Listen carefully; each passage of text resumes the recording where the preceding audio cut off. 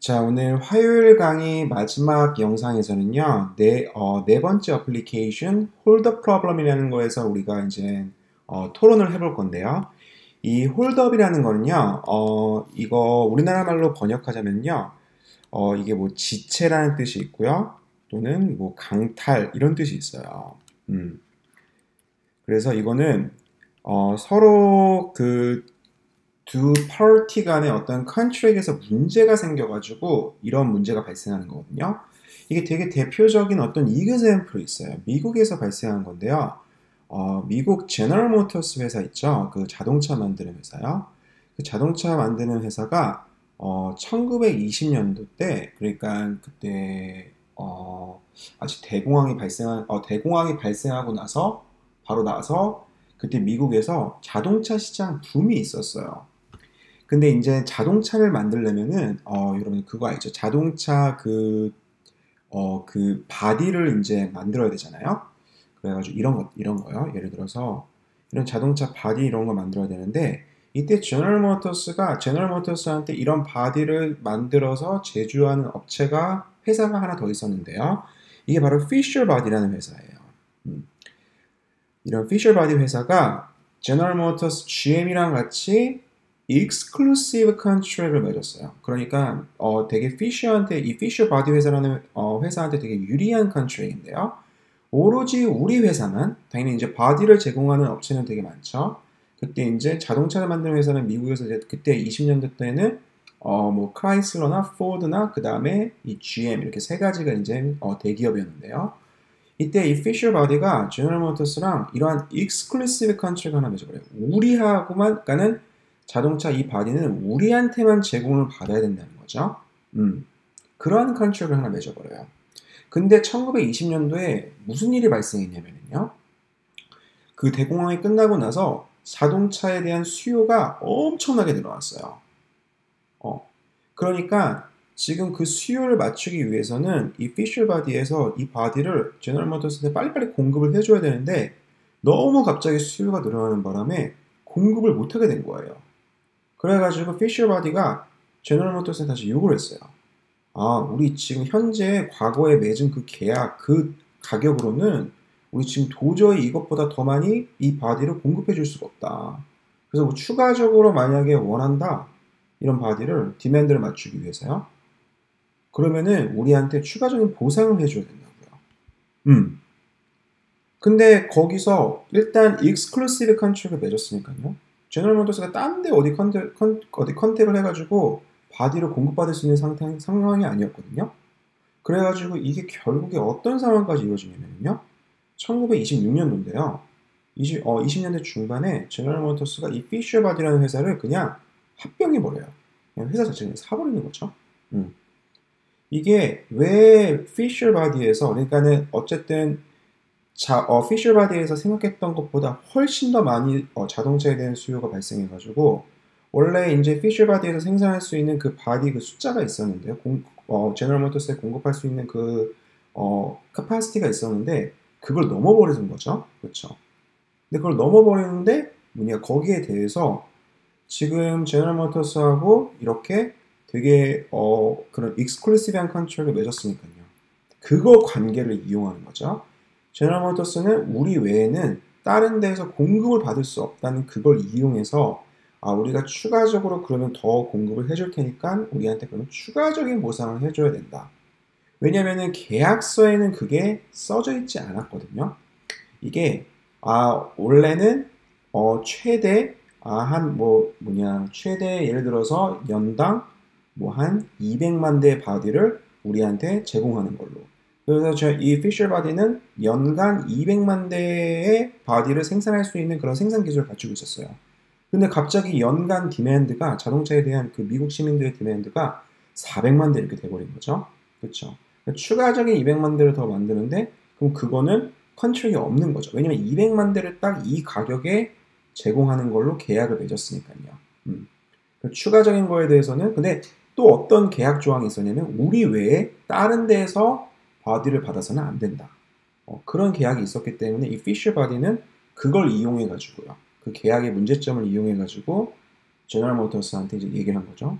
그러면은 우리한테 추가적인 보상이 더 들어와야 된다.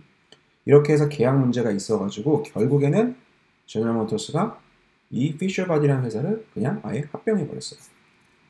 자, 요게 이제 홀더 프로그램의 아주 기초적인, 아주 가장 리딩 이그젬플 중에 하나인데요. 자, 이 홀더 이그젬플은 기본적으로 이 계약이 모든 거를 다 설명할 수 없는, 한마디로 계약이 우리 그 complete contract은 어디까지나 그 현실에서는 발생할 수 없는, 그렇죠? 그런 거 얘기했었죠. 계약은 거의 대부분 incomplete한 조항을 가지고 있어요. 갑자기 무슨 사태가 발생했는지 모른다는 거죠. 그러한 unforeseen contingency에 관해서 만약 그런 상황이 진짜 미리 예견하지 못했는데 갑자기 발생해버린 거예요. 그럴 경우에는 계약에 문제가 생기게 되죠. 그렇죠? 이런 거에로부터 나오는 문제 중에 하나예요. 자, 여기 지금 이그샘플이 하나 있어요. 모델이 하나 있어요. 모델이 뭐냐면요. 어떤 상황을 그리고 있냐면은 바이어가 어떤 프로듀서한테 물건 하나를 사는 거예요. 주문하는 거예요. 물건 하나를요. 예를 들어서 여기서 바이어는 우리나라 정부 생각하면 되고요. 프로듀서는 예를 들어서 미국 보잉사를 생각하면 돼요. 우리나라가 전투기 수주했어요. 근데 이걸 successful trade를 위해서는요. 일단 셀러가 어느 정도 투자를 해야 돼요. 사전에요.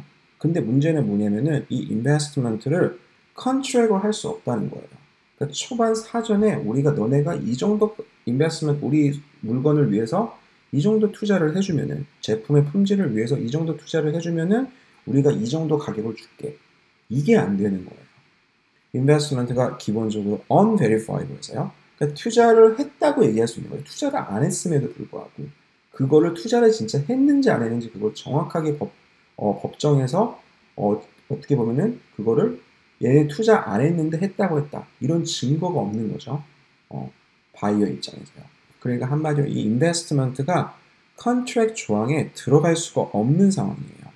그런데 서로 간에 successful trade를 위해서는 어느 정도 셀러의 인베스트먼트가 사전 인베스트먼트가 필요하고 하지만 그거를 계약으로서 내줄 수는 없고 그 다음에 당연히 약속된 돈을 줘야죠. 그렇죠. 그래서 이 두 가지가 필요한데요. 그래서 지금 게임이 다이내믹 게임이에요. 초반에 일단 지금 바이어랑 셀러랑 만나죠. 이 물건에 대해서 얘기를 하죠. 우리가 이런 물건 원하고 있는데 혹시 이런 물건 만들어줄 수 있냐고.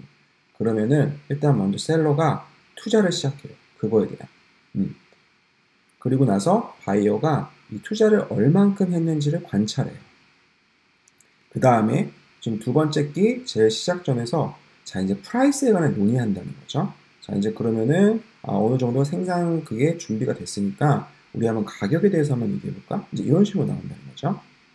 그래서 여기서 이제 가격을 정하고 나서요. 두 번째 끼에 가격을 정하고 나서 제일 마지막 끼에 그러면요. 그럼 바이어의 페이오프가 어떻게 되냐면은 투자한 것만큼 지금 여기서 투자를 만약 셀러가 I만큼 했잖아요. 그러면은 바이어는 그 물건을 이제 받고 나서요. 받고 나서 이만큼의 페이오프를 얻어요. 게다가 이제 셀러한테 주는 프라이스 빼줘야 되죠. 그 다음에 셀러의 페이오프는 어떻게 되냐면은 받은 액수에다가 인베스트먼트한테 들어가는 cost 그래서 마이너스 I만큼 자 요만큼 들어요. 그러니까 여기서 지금 I는 셀러의 인베스트먼트는 자신을 위한 인베스트먼트가 아니고 바이어가 결국 수주할 그 물건의 가치에 대한 인베스트먼트예요. 가치에 대한 인베스트먼트예요. 자, 그래가지고 여기서 무슨 상황이 발생할 수 있냐면요. 지금 여기서 이제 중요한 게 몇 가지가 있어요. 여기서 일단 이 홀더 프로블럼이 발생하기 위해서는 일단 unverifiable investment. 한마디로 이게 컨트랙터블 하지 않은 거예요. 컨트랙트 조항에 이 I라는 이 엘리멘트가 들어갈 수가 없는 거예요. 그 다음에 두 번째, relation specific이라는 관계가 중요해요. 이 둘은 지금 이 투자는요, 이 관계에 특징되어 있어요. 이거를 우리나라 말로 어떻게 해석해야 될지 잘 모르겠는데, 이 relation specific이라는 거는 결국 이 투자를 한 거를 다른 데 쓸 수 없다는 거죠. 다른 바이어한테요. 자, 여기서 지금 이런 물건을 지금 이렇게 인베스트먼트를 해서 어떤 물건 하나 만든 거잖아요. 근데 이 바이어 말고 다른 바이어한테 거래를 할 수가 없어요. 왜냐? 이거는 진짜 이 바이어를 위한, 오로지 이 바이어를 위한 물건이기 때문에요. 그래서 보잉사가 예를 들어서 물건을, 만약 비행기를 우리나라 지금 남북 그 대치 상황에서 정말 최적의 비행기를 만들었어요. 근데 그걸 만약 우리나라가 안 산다고 하면은 다른 나라에 팔 수가 없는 거예요. 그럼 그거를 만드는 데 들어간 모든 투자 비용이 다 그냥 물거품이 되는 거죠. 그런 식이 되는 거예요. 그래서 요 relation specific 요게 되게 중요해요. 요 두 가지가 있으면은 이제 홀더 프로블em 발생할 수가 있거든요. 아까 그 제너럴 모터스랑 피셔 바디랑 있었던 거 중에 이 relation specific이라는 거는 서로 먼저 사전에 exclusive contract가 되셨다는 거죠.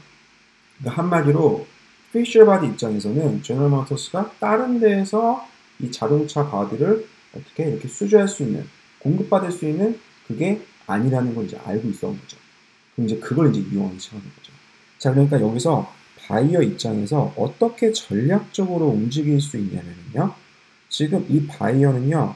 먼저 사전에 셀러가 이렇게 투자를 했다는 걸 알아요. 그리고 그 투자한 게 정말 어느 정도 투자를 했는지 그걸 관찰할 수도 있죠. 그렇죠. 그런데 여기서 자기가 프라이스를요. 원래는 지금 자기에 대한 밸류에이션이 그래서 2 times square root of i거든요. 이 정도 밸류에이션이 있다는 거를 셀러도 알고 바이어도 알아요. 그러니까 만약에 여기서 i가 지금 4면은요. i가 4면은 지금 바이어가 이만큼의 이 물건, 지금 우리가 이 셀러가 지금 만든 이 물건이 이만큼의 가치가 있다는 걸 알아요. 근데 절대 프라이스를 이만큼 안 내놓는다는 거죠. 문제가요. 왜냐면은 바이어는 지금 이 관계를 알기 때문에 그래요. 이미 벌써 인베스트먼트는 발생했고, sunk investment죠. 그렇죠. 그러니까 여기 인베스트먼트 타이밍도 되게 중요한데요. 만약에 인베스트먼트 타이밍이 여기서 발생했다. 그러면은 이 홀더 프로블럼은 발생하지 않아요. 이미 벌써 가격을 논의하기 전에 지금 인베스트먼트가 들어간 거예요. 그리고 이 인베스트먼트를 사전에 미리 컨트랙할 수도 없고요.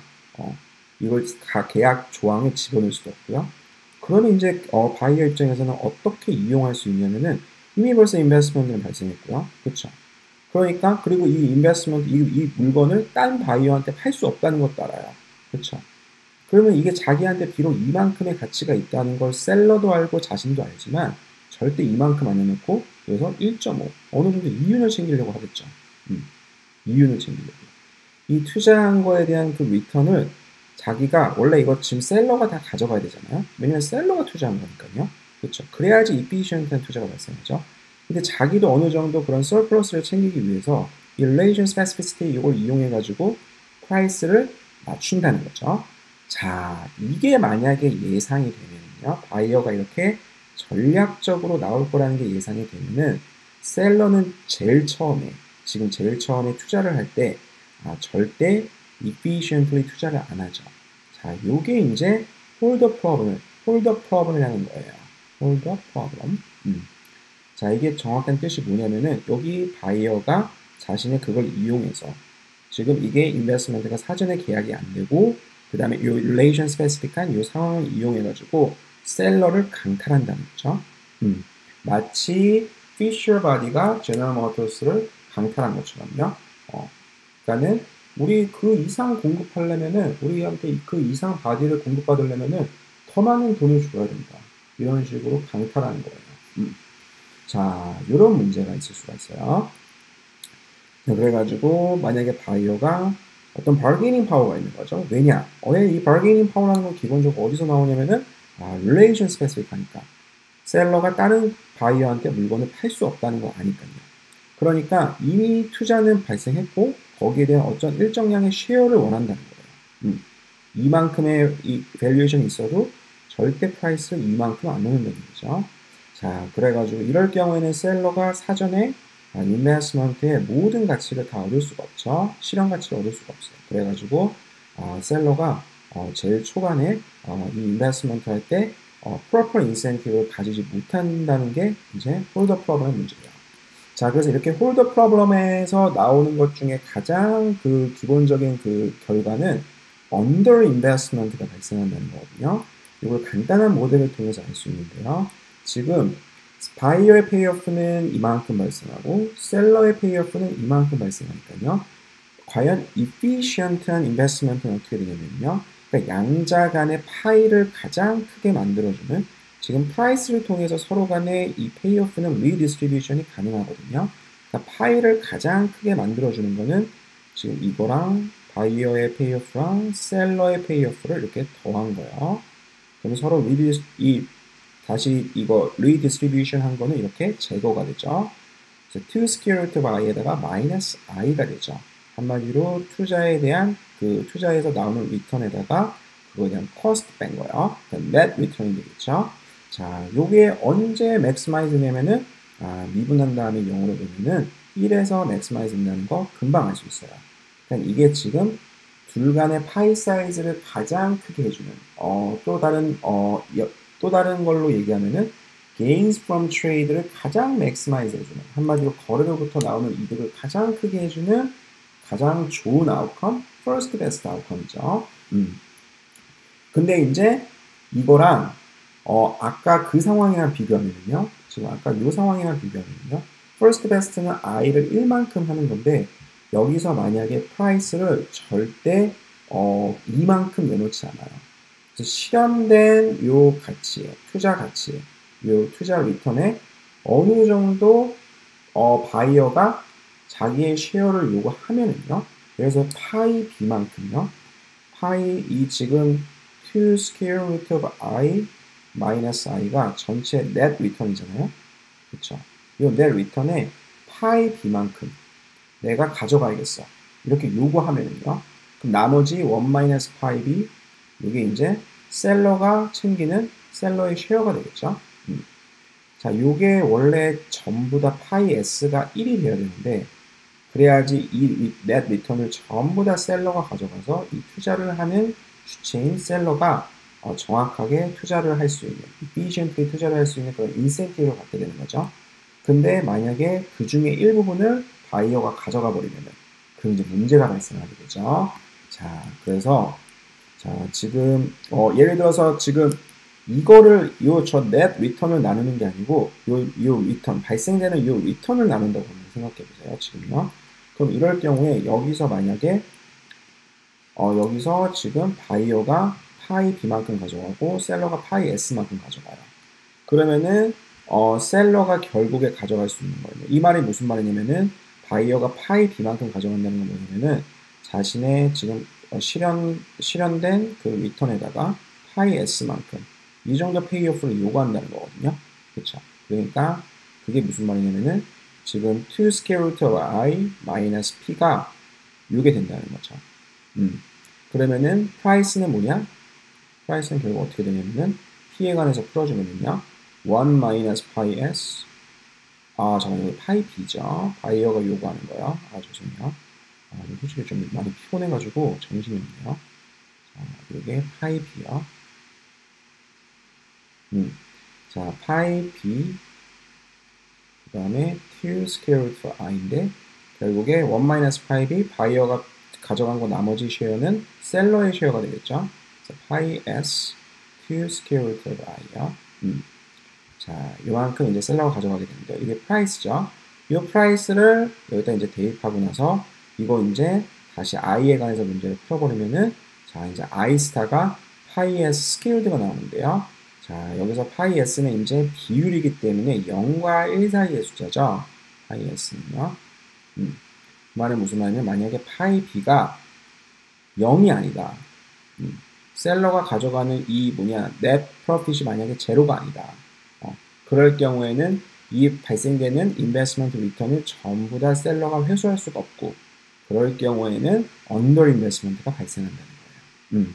그래서 이게 0과 1 사이일 때는 이 first best랑 비교해 봤을 때 우리가 금방 알 수 있죠. 자, 요 i 스타가 요게요. 1보다 작다는 사실이요. 파이 b가 만약에 바이어가 어느 정도를 요구하면 쉐어 그 리턴에 어느 정도 일부분의 쉐어를 요구한다고 하면은 그러면 언더 인베스트먼트가 발생한다는 거예요. 자, 그래서 인투이션 여러 번 얘기했지만요. 이게 relation specific한 인베스트먼트고 그걸 알면은 이제 바이어가 어느 정도의 쉐어를 요구할 수 있다는 거죠. 그래서 결국에는 셀러가 다 가져갈 수 없으니까요.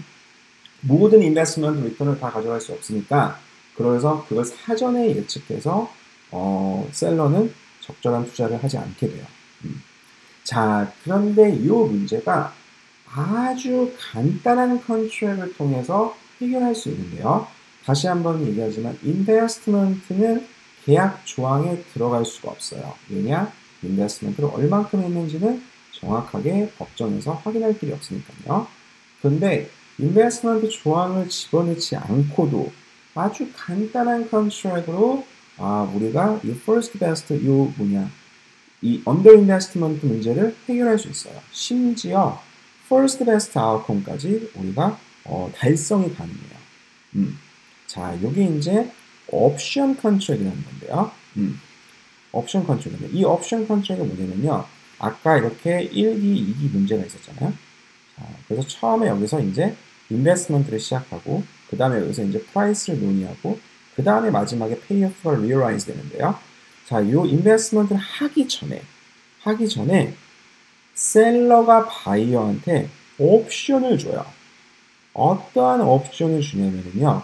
이 물건을 우리가 이제 투자해서 물건 만들 건데 투자는 컨트랙에 들어갈 수 없으니까 이 물건을 일하는 가격에 지금 인베스트먼트 하기 전이니까요. 우리가 물건을 만들 건데 결국에 만들 건데 우리가 이 만들 물건을 너네가 직접 확인해 본 다음에 만약에 마음에 들면은 일하는 가격에 가져가게끔 그리고 만약에 마음에 안 들면은 그냥 물건 받고 나서 마음에 안 든다? 그럼 그냥 리턴하게끔 한마디로 이 물건을 일하는 가격에 살 수 있는 옵션을 줘요.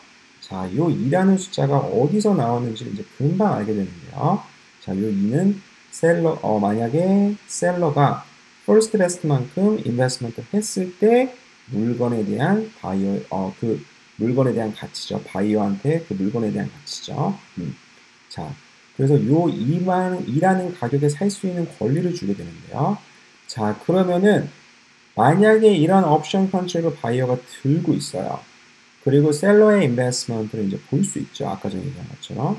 이거는 볼 수는 있지만 정확하게 증거를 댈 수 없는 unverifiable한 거예요. 자, 이때 바이어의 베스트 리스폰스는 그럼 어떻게 되죠? 바이어는 그러니까 한마디로 물건을 받아본 다음에 만약에 이게 물건에 대한 가치는 자, 이렇게 되는데요. 이렇게 되는데요. 이게 만약에 지금 만약에 그 엑서사이즈를 하면은요. 이 옵션을 엑서사이즈 하게 되면은 그러면은 페이오프가 이렇게 되죠. 일하는 가격에 물건을 샀으니까요. 그렇죠. 그러면은 만약에 근데 리턴해 버리면은요. 엑서사이즈 하지 않고 그 배송된 그 물건을 그냥 다시 리턴해 버려요. 한마디로 이럴 때는 페이오프가 제로죠. 그렇죠. 그러면은 바이어의 베스트 리스폰스는 뭐냐면 이게 0보다 크면은요. 이게 만약 0보다 크면은 엑서사이즈 하는 게 베스트 리스폰스고요. 주어진 옵션이요. 만약에 이게 0보다 작으면요. 그럼 이제 리턴하는 게 베스트 리스폰스죠. 자, 그러니까 어떻게 적을 수 있냐면요. 바이어 베스트 리스폰스는 지금 이렇게 되죠. 베스트 리스폰스는 만약에 엑서사이즈 하는 게 베스트 리스폰스인데요. Q square root of I minus 2가 0보다 크거나 같을 때. 그 다음에 리턴하는 게 언제 베스트 리스폰스면은 이게 정확히 0보다 작을 때. 이럴 경우에는 이제 일하는 가격에 물건을 살 필요가 없는 거죠. 그렇죠. 자, 그러면은 이 주어진 바이어의 베스트 리스폰스를 미리 예상하고 셀러는 어떻게 투자를 하냐면요. 자, 지금 결국에 요게 얘기하는 거는 i가 1보다 클 때는 exercise를 하고 i가 1보다 작을 때는 리턴한다는 얘기죠. 그렇죠? 자, 그러면은 이거를 그림으로 그려보면요. 셀러의 페이오프는 어떻게 되죠? 셀러는 기본적으로 셀러의 페이오프는요.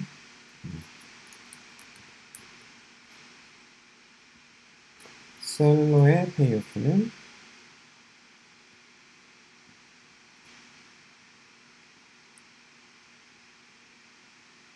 지금 만약에 바이어가 엑서사이즈를 하면요. 그러니까 i가 1보다 크면은 바이어가 엑서사이즈를 하는데요.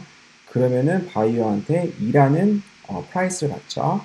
그리고 나서 i를 빼줘야죠. investment cost요. 근데 i가 만약에 1보다 작다? 그러면은 그냥 반송이 오니까요. 딴 데 팔 수도 없죠. 그러니까 마이너스 i만큼의 페이오프를 얻게 돼요. 그러니까 요거 그래프로 그려주면은 금방 옵티멀 포인트가 보이거든요. 자, i가 1보다 작을 경우에는 지금 마이너스 i네요. 마이너스 i니까 여기서부터 이렇게 쭉 떨어지는, 자, 이렇게 되죠. 그 1보다 크다? 그러면은 지금 2 마이너스 i니까요. 1에서는 지금 여기 점프가 있네요. 점프 이렇게. 그리고서 이렇게 쭉 떨어지는. 자, 만나는 점은 2. 자, 이렇게 되죠. 이게 i고, 자, 이게 이제 주어진 사전에 이제 어떻게 인베스트먼트를 해야 되는지 그 i에 따른 셀러의 페이오프 펑션이죠. 자, 그러면은 저기 i가 1에서 옵티멀 되는 거 눈에 잘 보이죠? 이게 이제 i 스타가 1이죠. 자, 이게 first best랑 정확히 같죠. first best investment랑 정확히 같아요. 그러니까 한마디로 이럴 경우에는 이 옵션 컨트랙을 통해서, 자, 이 옵션 컨트랙에 숨겨져 있는 여기 이제 경제학은 뭐가 있냐면요. 마치 옵션 컨트랙이라고 하니까 셀러가 바이어한테 뭔가 되게 득이 될 만한 걸 준 것 같잖아요. 왜냐면은 모든 옵션은 기본적으로 가치를 가지니까요. 근데 이거는 그게 아니에요. 이거는 말 그대로 정말 어떤 가치 있는 걸 준 게 아니고 마치 가치 있는 걸 준 것처럼 하면서 거기에 있는 셀러의 모든 그 서플러스를 셀러가 다 바이어가 물건에 대해서 가치는 모든 서플러스를 다 셀러가 가져가려고 하는 그런 행위예요. 지금 2라는 가격에 살 수 있는 권리를 줬죠. 그렇죠? 2라는 가격에 살 수 있는 권리를 줬는데 그러면은 바이어는 이거를 엑서사이즈 언제 하냐면은 i가 1보다 클 때, 그리고 언제 리턴하냐? i가 1보다 작을 때. 그러면 셀러는 그걸 미리 예상해서 정확히 딱 1만큼, 왜냐? 인베스트먼트는 기본적으로 코스트가 들어가거든요. 그 다음에 이 옵션 컨트랙에서는 자기가 인베스트먼트를 더 해봤자 얻을 수 있는 프라이스, 그러니까 바이어부터 얻을 수 있는 그 금액이 2밖에 안 돼요. 딱 정해져 있죠. 그러니까 여기서 지금 이 2라는 게 어떻게 정해졌냐면은 1에서 모든 바이오의 서플러스를 다 셀러가 가져가게끔 이렇게 지금 옵션 컨트랙이 디자인되어 있는데요. 자, 이거는 우리가 실생활에서 볼 수 있는 예가 되게 많아요. 예를 들어가지고 그런 게 있죠. 제가 중고차 시장을 가요. 중고차 시장을 가는데 보통 이제 중고차 딜러들이 중고차를 사죠. 일단 다른 사람들부터 어떻게 유스트카를 산 다음에 그걸 수리를 해요. 수리를 한 다음에 그걸 다른 사람한테 중고차를 원하는 사람 다시 이제 재판매를 하죠. 근데 그때 들어가는 투자가 있어요. 이게 지금 중고차가 원래 퀄리티가 이 정도 되는데 자기가 어느 정도 좀 이제 엔진도 손보고 그 다음에 겉에 있는 어떤 그런 얼룩 자국도 없애고 해가지고 이제 차를 수리한단 말이에요. 그리고 나서 그걸 이제 그 중고차 시장에 다시 재판매를 하는 거죠. 근데 솔직히 그런 얼만큼 엔진을 손보고 타이어를 갈고 그 다음에 주변에 그 외장에 그런 거 얼룩을 지웠는지 이런 거는 바이어 입장에서 그 중고차 그 물건을 사려고 하는 바이어 입장에서 잘 보이지가 않죠. 그렇죠? 그리고 계약에 그걸 또 적기도 엄청 힘들어요. 왜냐? 이미 벌써 셀러는 인베스트먼트를 했는데 거기다가요. 이걸 다시 수리하고 이런데 인베스트먼트를 수리했는데 그걸 사전에 다 적을 수가 없어요. 그래서 보통 이제 바이어 입장에서는 셀러가 부르는 가격을 정말 좀 받아들이기가 좀 되게 힘들죠. 얘가 이 가격을 어느 정도 이거 블러핑 하는 건지 잘 모르니까요. 그래서 셀러 입장에서 하는 게 뭐냐면 옵션을 주는 거예요. 진짜 그렇게 품질의 엔진에 대한 어떤 그런 퀄리티에 대해서 의심이 가면은요. 이거를 1년간 타고 나서 우리가 1년간 문제가 있으면 이걸 다 그거 해주겠다. 대신에 우리한테 만약에 1년간 문제가 없으면은 이 가격을 달라고. 이런 식으로 옵션 컨트롤을 하는 거예요. 이게 마치 바이어를 위한 것 같지만 사실은 그게 아니에요. 이 옵션 컨트롤을 제시함으로써 우리가 실제로 진짜 인베스트먼트를 정말 제대로 했다. 이거를 이제 어떻게 보면은 이렇게 어필하는 거고요. 바이어한테. 그리고 그 어필한 대가로 인해서 바이어가 이렇게 인베스트먼트가 제대로 됐으면은 이 중고차에 대해서 이 정도 가치를 느끼는데 그 가치를 전부 다 셀러가 가져가는 거죠. 왜냐 이제 그렇게 옵션 컨트롤을 딱 줌으로써 한마디로 1년간 몰아보고 나서 문제가 없으면은 이 정도 가격에 산다는 계약을 하게 되면요. 그 가격은 아무래도 옵션이 없을 때보다는 훨씬 높은 가격이거든요. 그렇죠? 왜냐면은 1년간 몰아봤으니까요. 그렇죠? 그러니까 그 가격에 사게끔 한다는 거는 결국 바이어가 투자가 제대로 됐으면은, 자동차가 수리가 제대로 됐으면은 얻을 수 있는 그 가치를 전부 다 셀러가 가져간다는 거죠. 그러니까 이제 인베스트먼트를 얻을 수 있는 모든 리턴을 셀러가 다 가져가니까요. 셀러는 적절하게 투자를 할 수 있는 그런 인센티브를 가지게 되는 거죠. 그래서 이 옵션 컨트랙을 통해서, 간단한 옵션 컨트랙을 통해서 이게 해결되는 거예요. 이 언더 인베스트먼트 문제가 해결되는 거예요. 자, 그래서 셀러의 페이어 펑션은 지금 이렇게 되는 거죠. 간단하게 q-i 만약에 i가 1보다 클 경우에요. 1보다 클 경우에는 지금 바이어는 옵션을 엑서사이즈 하죠. 그래서 바이어한테 2라는 값을 받고 그 다음에 인베스트먼트 투자 비용 이렇게 되고요. 근데 만약에 i가 1보다 작다 이럴 경우에는 이제 마이너스 i 이렇게 되는 거죠. 그래서 지금 i가 정확하게 i 스타가 1이 되는 거예요. 자, 이제 여기까지 우리가 봤으면은, 근데 이 옵션 컨트랙에는요, 자, 이 옵션 컨트랙의 모든 문제를 해결하는 것처럼 보이지만, 여기에는 심각한 문제가 하나 있어요. 역시 또, credibility에 관한 문제인데요. 자, 여기서 이 옵션 컨트랙의 핵심은 뭐냐면요, 만약에 바이어가 리턴을 하잖아요. 이거를 엑서사이즈 안 하고요. 그러니까 정말 물건을 아예 리턴하기 전에 바이어가 이거 물건 마음에 안 드는데 진짜 실제로 셀러가 1만큼 인베스트먼트를 했어요. 그럼 원래는 바이어는 2만큼 낼 용의가 있거든요. 근데 엑서사이즈가 안 해요. 근데 엑서사이즈가 안 해요. 엑서사이즈 안 하고 이걸 리턴하려고 해요. 그러면서 리턴을 하려고 하면서 셀러한테 컨택을 하는 거예요. 우리가 만약에 이걸 리턴 그냥 해버리면요. 셀러의 페이오프는 뭐죠? 마이너스 1이 되죠. 셀러도 이걸 원하진 않죠. 그쵸? 그래가지고 어떤 식으로 컨택을 하냐면요. 우리가 2만큼은 줄 수는 없고, 2만큼은 줄 수는 없고, 대신에 1.5만큼은 줄 수 있다. 프라이스입니다. 이런 식으로 다시 재협상을 요구하는 거예요. 이걸 이제 리니고시에이션이야. 영어로는 리니고시에이션이라고 하거든요. 가격에 대해서, 왜냐? 여기서 만약에 옵션을 엑서사이즈 하지 않았다. 그러면은 트레이드는 끝? 자, 이거거든요. 그런데 바이어 입장에서는요. 자, 지금 셀러가 여기서 끝내는 걸 원하지 않는다는 걸 알고 있어요. 왜냐? 끝내면은 마이너스 1만큼의 페이오프를 얻거든요. 투자 비용 전혀 회수하지 못하고요. 그냥 이거 날리는 거거든요. 자, 셀러가 이걸 원하지 않는다는 걸 알고 있기 때문에 여기서 다시 한번 재협상에 들어갈 수 있다는 거죠. 그러니까 원래 옵션 컨트랙이라는 건 기본적으로 그런 거죠. 셀러가 처음에 약속을 하는 거죠. 바이어한테요. 이거 정말 일하는 가격에 사고 싶으면 사고 사기 싫으면 안 사도 된다. 이런 식으로 하는 건데 만약에 진짜 바이어가 안 산다고 해요. 그러면은 셀러 입장에서 잠시만요. 이렇게 되는 거죠. 그러면은 우리가 좀 더 낮은 가격에 해주겠다. 정말 낮은 가격에 제발 이것만이라도 좀 받아줘. 이런 식이 되는 거죠. 그만큼 이 마이너스 이게 투자를 사전에 이렇게 하고 나면은요.